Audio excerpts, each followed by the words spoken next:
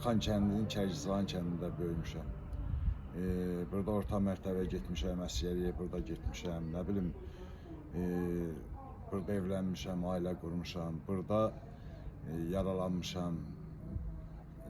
Yəni biz gedəndə bura Kərkicanın əkin-biçin yeri idi bala.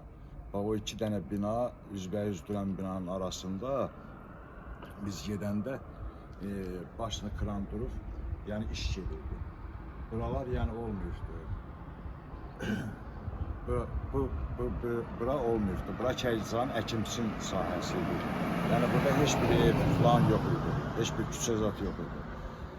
Sonra biraz yukarıda, o yukarıda Yağlıtepe deyilən yerdə bir 10-15 tane ev tikilirdilər, Finiski evlər kimi, o Sumqayıtdan qaçan ermənilərə tikilirdi. Yani mən bildiyim bu qədər. Ondan sonra yani Kərkican Xan kəndinin içində olduğuna görə bizim kənddə 1600 neçə nəfər əhali idi, 50 minə qədər də erməni vardı. 4 il biz döyüşmüşük. Bizim kəndimizdə 34 dənə şəhidimiz var, bir 50-60 dənə də mənim kimi qazi.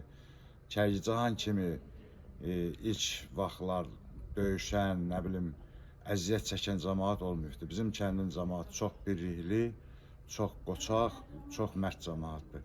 Hərəmizi paramparça elədilər, hərə bir tərəfə çıxdı, getdik, düşdük. İndi də gəlmişik torpağımıza, vətənimizə.